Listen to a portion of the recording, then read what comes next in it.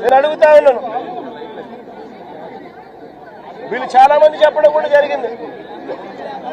ఈ స్థలాలు మళ్ళీ కొనుగోళ్లు జరిగేటప్పుడు కూడా, క్రయ విక్రయాలు జరిగేటప్పుడు కూడా పలు సందర్భాలలో ఇక్కడ వాళ్ళంతా కూడా పేపర్లో అడ్వర్టైజ్మెంట్లు కూడా ఇచ్చినారు. ఎవరికైనా అభ్యంతరాలుంటే తెలియజెప్పాలి అని చెప్పి పత్రికా ప్రకటనలు కూడా ఇచ్చారు. పత్రికా ప్రకటనలు ఇచ్చినప్పుడు కూడా ఎవరు కూడా అభ్యంతరాలు ఎక్కడా కూడా వెలుబుచ్చలేదు.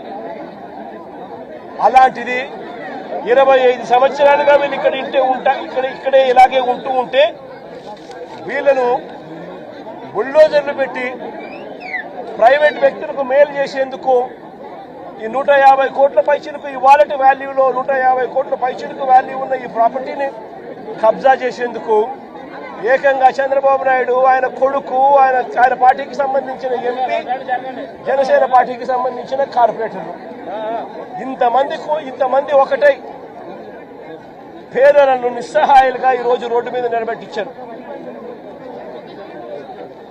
నిజంగా నేను అడుగుతా ఉన్నా, ఈ ప్రభుత్వం అన్నది పేదల తరపున ఉందా అని.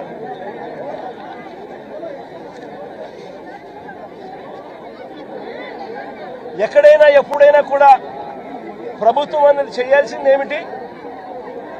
ఇటువంటి పరిస్థితిలో వచ్చినప్పుడు వీళ్ళంతా వెళ్లి కంప్లైంట్లు కూడా ఇచ్చినారు.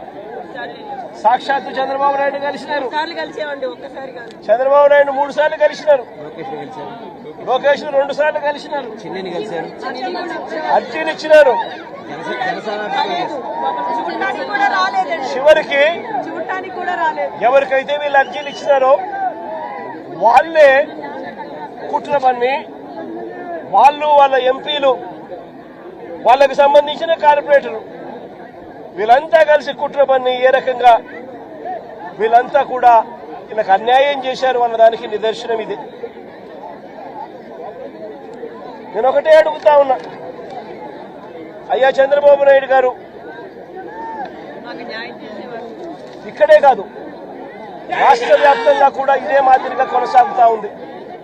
రాష్ట్ర వ్యాప్తంగా కూడా అనేక చోట్ల ఎక్కడైనా చిన్న లిటిగేషన్లు ఎక్కడైనా ఉంటే డైరెక్ట్ గా తెలుగుదేశం పార్టీకి సంబంధించిన నాయకులు, ఎమ్మెల్యేలు ఇన్వాల్వ్ అయిపోతా ఉన్నారు. లిటిగేషన్ ఉన్న చోట వీళ్ళంతట వీళ్ళే అడుగు పెట్టేసి ఆ ల్యాండ్ కబ్జా చేసేస్తా ఉన్నారు. కొన్ని చోట్ల వీళ్ళే లిటిగేషన్ క్రియేట్ చేస్తా ఉన్నారు.